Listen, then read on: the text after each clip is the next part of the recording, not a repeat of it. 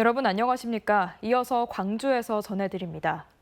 SNS에서 사람의 얼굴과 나체 사진을 합성해 만든 성적 허위 영상물, 이른바 딥페이크 음란물 피해가 광주의 한 학교에서 발생해 경찰이 내사에 착수했습니다.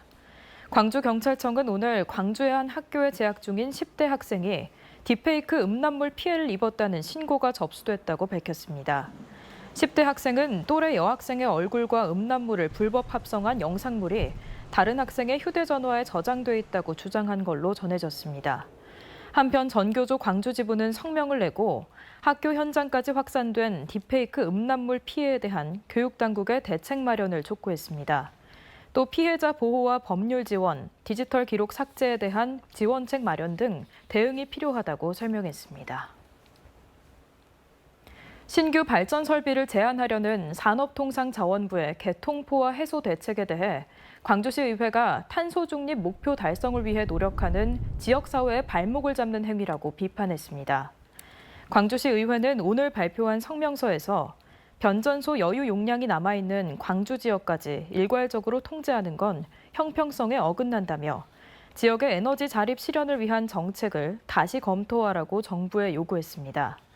앞서 산자부는 호남 지역의 재생에너지가 집중 생산돼 전력망이 이를 감당하지 못하고 있다며 신규 발전을 제한한 뒤 송전선로와 변전소 건설을 추진하겠다고 밝힌 바 있습니다.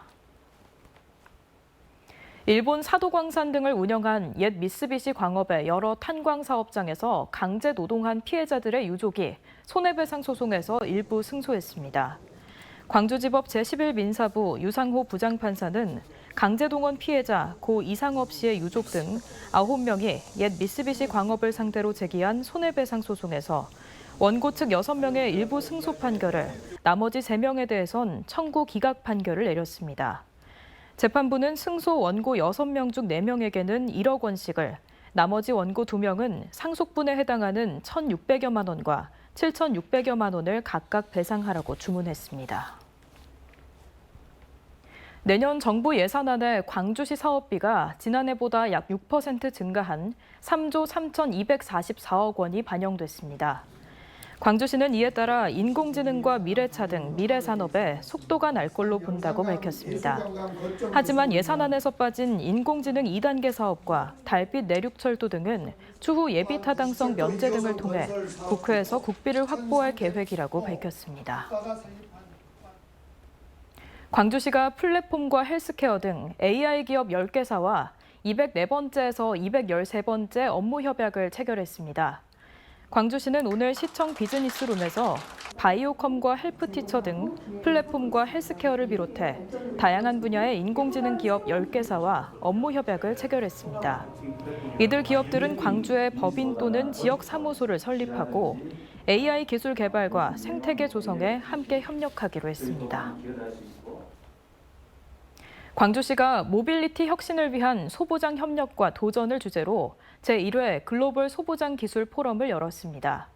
소재, 부품, 장비, 이른바 소부장 산업기술 역량을 강화하고 특화단지 간 협력을 활성화하기 위해 마련된 이번 포럼에선 기업들의 소부장 신제품과 신기술이 공개됐습니다. 특히 KT는 자율주행 통신 분야의 소부장 국산화율을 2030년까지 70%로 끌어올리기 위한 기술 로드맵을 발표했고 DH 오토웨어는 향후 4년간 광주에 1,000억 원을 투입해 자율주행 전장 부품 개발과 양산에 나서겠다고 밝혔습니다. 언제 어디서나 내 손 안의 뉴스. 광주 MBC 뉴스 유튜브 구독으로 함께하세요.